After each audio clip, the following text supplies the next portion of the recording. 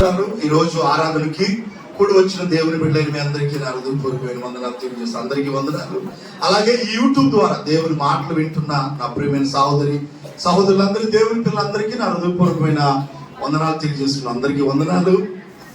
దేవుని మాటలు విందాం. ఈ వారం మన దేవుని వాక్య ధ్యానం కొరకు యోహాను రాసిన మొదటి పత్రిక కొద్ది మాటలు, దేవుని మాటలు మనం విందాం. యోహాను రాసిన మొదటి పత్రిక, యోహాను గారు రాసిన మొదటి పత్రిక ఒకసారి చూద్దామా? బైబిల్ ఉన్న వారందరూ కూడా యోహాను గారు రాసిన మొదటి పత్రిక 3వ అధ్యాయం.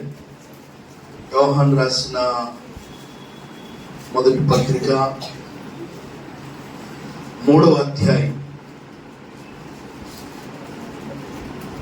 ఆ వచనాన్ని మనం చదువుకొని దేవుని మాటలు మనం విందాం.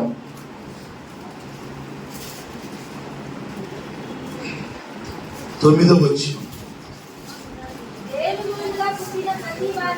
దేవుని మూలంగా పుట్టిన ప్రతి వానిలో చదువమ్మా.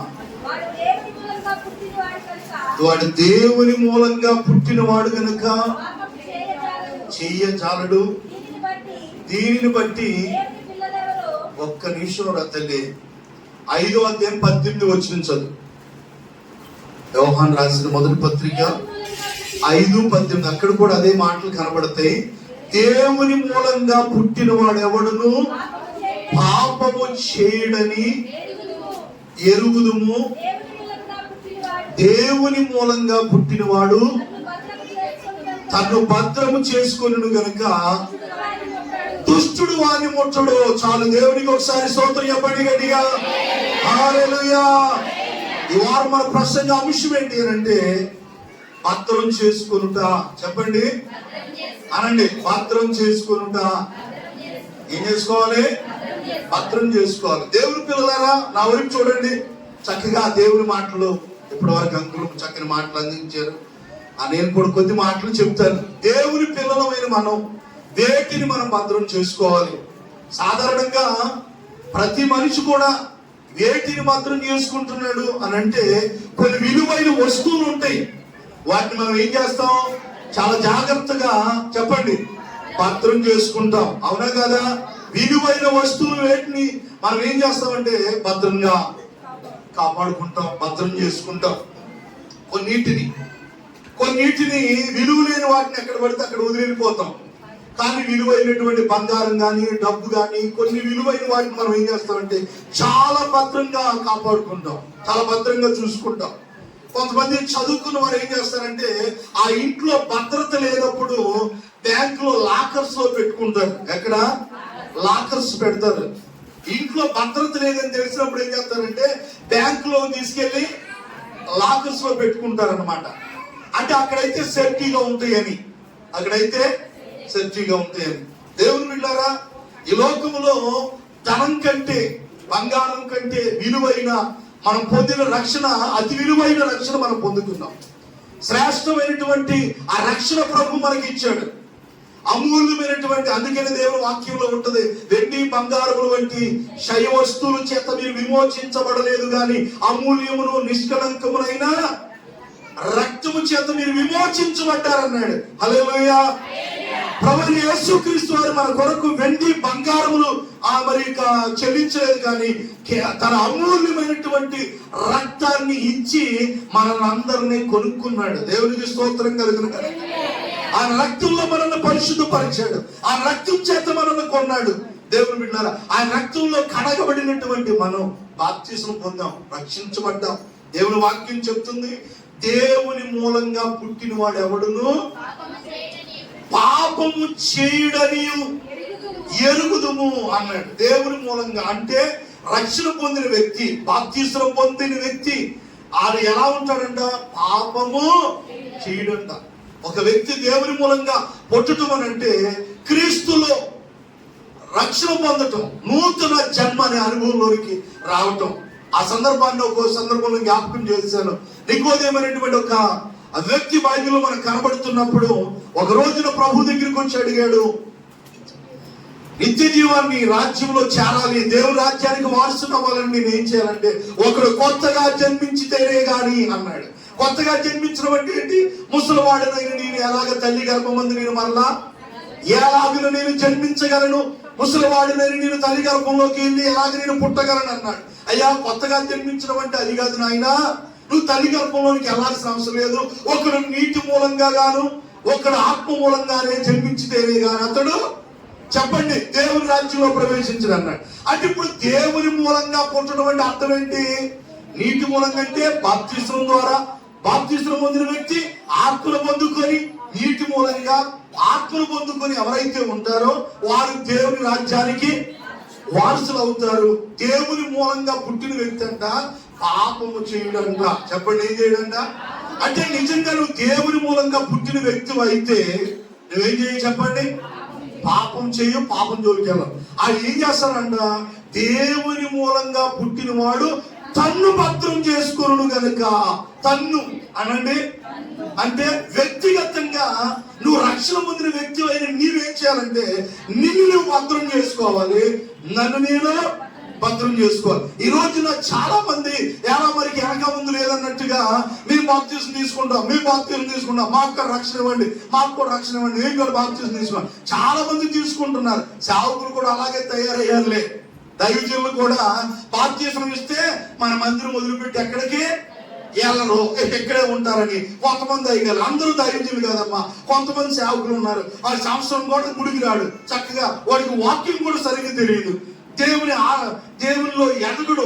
6 నెలలు గుడికి రాగానే పాపము చేయడు. ఎందుకనంటే వాడు తను ఏం చేసుకుంటాడంట? భద్రం చేసుకుంటాడు. నువ్వు నిజంగా దేవునిలో పుట్టిన వ్యక్తి అయితే నువ్వేం చేయాలా? పాపం నిన్ను ఆకర్షించాలని చూసిన యోసేపులాగా పాపానికి దూరంగా పారిపోతురుగాక. దేవునికి స్తోత్రం చెప్పండి గట్టిగా. నిన్ను నువ్వు భద్రం చేసుకోవడం అంటే అర్థం ఏంటంటే నిజంగా నువ్వు దేవునిలో పుట్టిన వ్యక్తి అయితే యోసేపుని ప్రతిదినం కూడా పోతీఫరు భార్య శోధిస్తుంది. ఒక్కసారి నాతో పాపం చేయమని అడిగిన అతడు ఏం చేశాడు? తను భద్రం చేసుకుంటున్నాడు కాబట్టి అతడు వస్త్రమును తన చేతిలో విడిచిపెట్టి అతడు దూరంగా పాపం నిన్ను ప్రేరేపిస్తున్నా. నువ్వు నిజంగా రక్షణ పొందిన వ్యక్తి అయితే నువ్వేం చేస్తావంటే నిన్ను నువ్వు జాగ్రత్తగా భద్రం చేసుకుంటావు. ఏం భద్రం చేసుకోవాలి? నీ ఇంట్లో ఉన్న విలువైన వస్త్రాలు, బంగారం, లేదంటే డబ్బుని అవి మనం భద్రం చేసుకుంటాం. వాటిని కాదండి మనం భద్రం చేసుకునేది. వ్యక్తిగతంగా మనం పొందిన రక్షణ,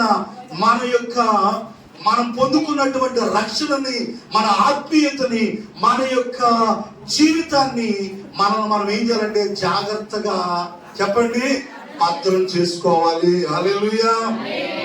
రక్షణ పొందిన బిడ్డల మీద సాతాను ఎప్పుడు కూడా ఒక కన్ను దృష్టి నిలుపుతూ ఉంటుంది. వాళ్ళు ఎలాగైనా లోకంలోనికి ఈడ్చుకెళ్ళాలి, పాపంలో పడేయాలి అని ఏదో ఒక విధంగా అపవాది ప్రేరేపణ కలిగిస్తుంది, శోధించడానికి చూస్తుంటది. అప్పుడు నువ్వేం చేయాలంటే నిన్ను నీవు, నన్ను నేను, ఎవరికి వాళ్ళే ఏం చేయాలి చెప్పండి? భద్రం చేసుకోవాలా. నేను దేవుని మూలంగా పుట్టాను, నేను రక్షణ పొందిన వ్యక్తిని, నేను ప్రభుత్వం తింటున్నాను, నేను ఈ యొక్క అపవిత్రమైన పని నేను చేయకూడదని నిన్ను నువ్వేం చేయాలంటే భద్రం చేసుకోవాలి. బంగారం అప్పుడు కూడా వేసుకుంటే కానీ మొహం ఎక్కడ ఉండదో తెలియదు.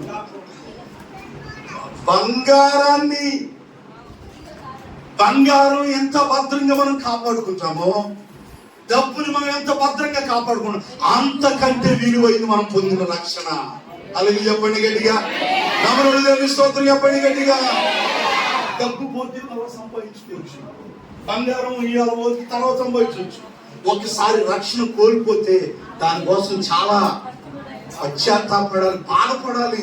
ఒక దావీదు పడిపోయినాక నా పరుపు తేలిపోయిట్టుగా ఏడ్చాడంట ఆయన. పడిపోయినాక పరుపు తేలిపోతుంది, ప్రతి రాత్రి నేను కన్నీళ్ళు విడితే నా కన్నులు గుంటలు పడుతున్నాయి అన్నాడు. అట్ట గుంటలు పడి ఏడ్చే దరిద్రుడేడి పడతో ఇక పశ్చాత్తాపంగా లేదు దరిద్రులకి. వస్తారు రేపు మళ్ళీ బలరాములకి. దేవుని పిల్లలు కొంతమంది భద్రం చేసుకునేవారు లేరు. బాప్తిస్మం ఏదో నీళ్ళలో మునిగేసాం అయిపోయింది రేఖ, రేపు నాన్ స్టాప్ లేకుండా వెళ్ళి పరలోకంలో కూర్చుంటాం అనుకుంటున్నారు కొంతమంది. క్రియలు బాగుండాలి. ఏంటి? వాని క్రియల చొప్పున నేను సిద్ధపరిచిన జీతం నా దగ్గర ఉందన్నాడు ప్రభు. బాప్తిస్మం పొందితే సరిపోదు, నిన్ను నువ్వు చాలా జాగ్రత్తగా భద్రంగా కాపాడుకోవాల్సిన అవసరం ఉంది. భయంకరమైన దినాలు మనం చూస్తున్నాం. పాపం పెరిగిపోయింది, అపవిత్రత పెరిగిపోయింది, శరీరాశలు, లోకాశలు, జీవపడంలో అనేకమైనటువంటి అపవిత్రమైన లోకంలో మనం జీవిస్తుండగా ఆనాడు నోవాహు వలె, లోతు వలె మనం కూడా మనం ఏం చేయాలంటే భద్రం చేసుకోవాలి. దేవుని బిడ్డలారా, ఒక ధనం కంటే, డబ్బు కంటే మనం భద్రం చేసుకోవటం చాలా. దేవుని మూలంగా పుట్టినవాడు పాపం చేయడు. ఎందుకంటే వాడు తన్ను ఏం చేసుకుంటాడు? ఎవరు భద్రం చేసుకోవాలా? మనమే. మనకి ఎవరో చెప్పరు. ఇప్పుడు ఎవరు చెప్తారు నాకు? మొన్నటిదాకా పెద్దయ్య ఉన్నాడు కాబట్టి అయ్యా ఇలాగని చెప్పారు. ఇప్పుడు పొద్దున్నే లేచి 7 కూడా అయ్యేది కాదు, నేను చేయకపోయినా లేచేవాడు కాదు. ఒకసారి నన్ను అలసిపోయి పొద్దున్నే 7కి ఫోన్ చేసి అయ్యా ఎట్లా ఉన్నాడు, నాన్న చనిపోయిన 5 నెలలు కూడా నాకు ఫోన్ చేసి ఎట్లా ఉన్నాను. ఆ మాట దూరమైంది. ఇప్పుడు నాకు ఎవరు చెప్పారు?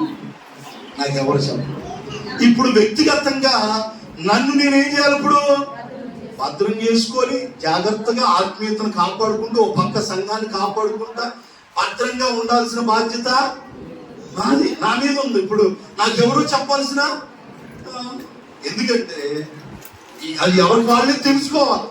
దేవునికి స్తోత్రం చెప్పండి గట్టిగా. మనం భద్రం చేసుకోవాలా. వ్యక్తిగతంగా వాక్యం వింటున్న దేవుని బిడ్డలారా, అపవిత్రమైన లోకంలో మనం ఉంటున్నాం, ఎవరికి మనం భద్రం చేసుకుందాం. రెండోదిగా ఏంటిని భద్రం చేసుకో, రెండో మాట చెప్పి నేను ప్రార్థన చేస్తాను. దేవుని చిత్తమైతే మరొకసారి నేను ఆ మాటలు చెప్పి నేను ముగిస్తాను. మరొకసారి జ్ఞాపకం చేద్దాం. సామెతల గ్రంథం 4వ అధ్యాయంలో రాయబడిన ఒక మాట మనం చూద్దాం. మనం ఏంటిని భద్రం చేసుకోవాలి అని అంటే చూడండి, సామెతల గ్రంథం 4వ అధ్యాయం 23వ వచనం చదవండి.